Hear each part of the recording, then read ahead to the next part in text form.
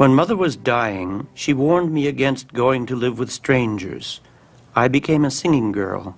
People said I had a good voice. I used to sing in the beginning to keep away those sad thoughts. But soon I made use of my voice for a living. I go on board the boats and sing, and I gather as much money as I can. I have no other way of getting along. Sometimes I make very little by it, sometimes nothing. All the night I was out in the street, and no one spoke to me or asked me who I was.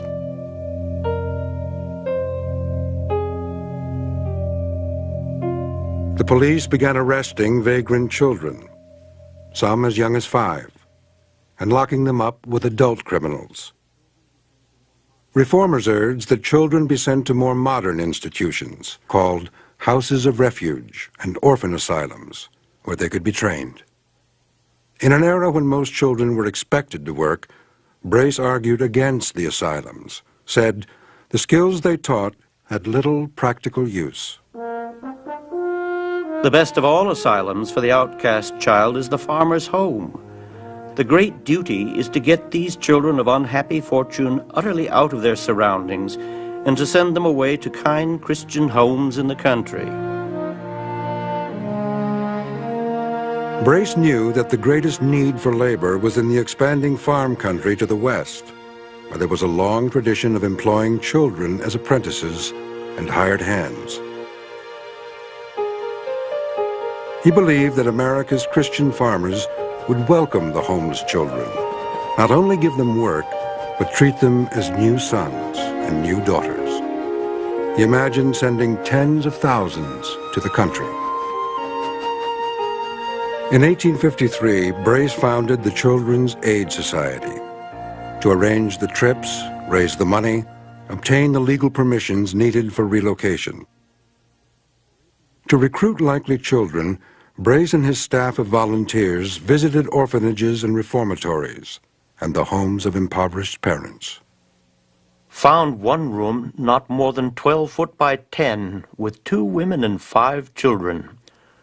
The boy, Peter Casey, would like to go to the country, but the mother said she would rather die than part with him.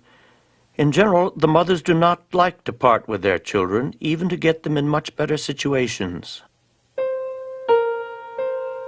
But desperate parents often saw little hope. Many surrendered custody of their children in hopes of ensuring their survival.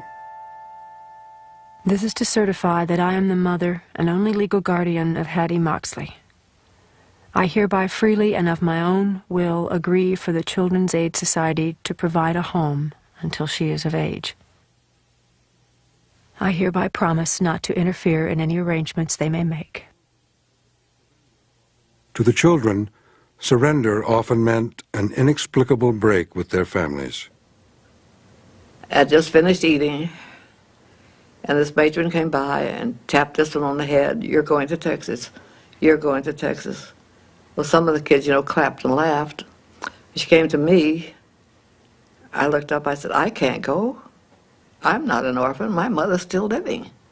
She's in the hospital right here in New York." "You're going to Texas." No use arguing.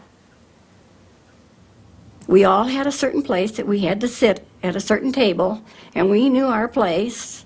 We just ate our supper thinking the next day would be just another day. But the superintendent said, "I have something to tell you." She said, "You're going to take your baths, and you will be issued all new clothing, and tomorrow morning, very early, you will rise and board a train to go to find a new home." I don't know what to think sometimes. Some of my brothers tell me that my biological father was no good.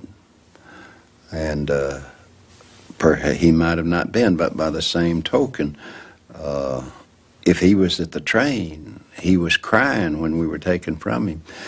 The man had to lay down at night and wondering where all his children were and everything, and regardless of the kind of man he was, he had to have a certain amount of love for his family, or he wouldn't have been at the station at all. And crying when we were taken from him. I'm sure that it was circumstances that he couldn't help.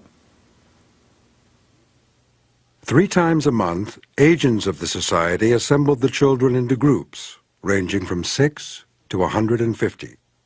The groups were booked, at a discount, on regular passenger trains.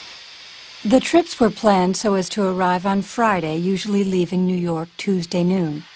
We filled one end of the car, or if the party was large enough, a coach was put on for us. I do remember the children milling around outside the train waiting to be assigned our seats. The big problem was that you never knew what the future held for you. You had no idea what the future ever held for you. And that was a great concern and a great worry.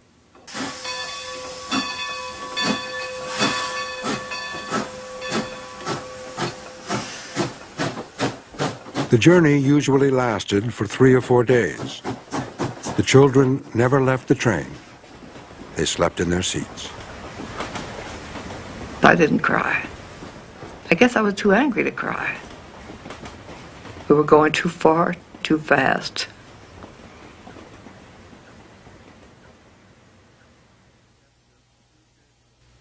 I've kept this suitcase as a souvenir all these years. Each one of us had one. And I don't suppose it's very expensive, not over a couple of bucks, but we had the handle here we could carry it by. I had all my possessions in there, which wasn't much, just clothes, no shoes, just a change of clothes. I had the whole future ahead of me, and I didn't know what to expect. But I didn't want to stay in an orphanage. On the journey west, the agents tried to comfort the children. They gave each child a hand Bible and spoke of the good homes that awaited. Sometimes the agents sang to the children. Where the fragrant breezes sigh, from the city's blight to the green woods bright, like the birds of summer fly. Oh, children, dear children, young, happy, pure. I can't remember exactly what he told me, but my biological father gave me a pink envelope with his address on it and asked me to be sure to let him know when we got to our destination. I took the envelope that my father had given me and put it on my inside coat pocket, trying to be very protective of it. And that night, why, of course, like all kids, we went to sleep.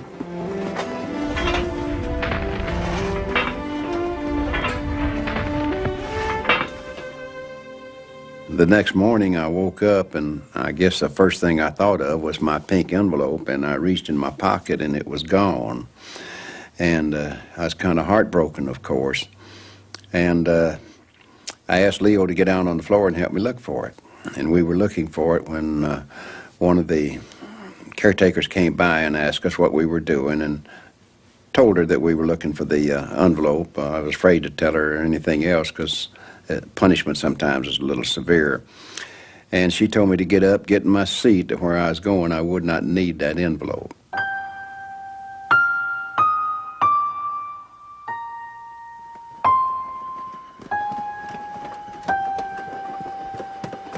As the train drew nearer to its destination, the children's clothes were changed, their faces washed. They were prepared for the defining moment of the trip, the distribution. In local newspapers, notices had run in advance encouraging people to come see the homeless children on the stage of a meeting hall. As the children waited to be displayed, they were urged to make a good impression on the audience. November 7th, 1883. I was a witness of the distribution of 40 children in Minnesota. The children arrived at about 3:30 p.m. and were taken directly from the train to the courthouse, Mr. Matthews set the children one by one before the crowd and gave a brief account of each. Applicants for the children were then admitted in order behind the railing and rapidly made their selection. If the child gave the assent, the bargain was concluded on the spot. It was a pathetic sight to see those children, tired young people, weary, travel-stained, confused by the excitement, peering into those strange faces. Hastings' heart.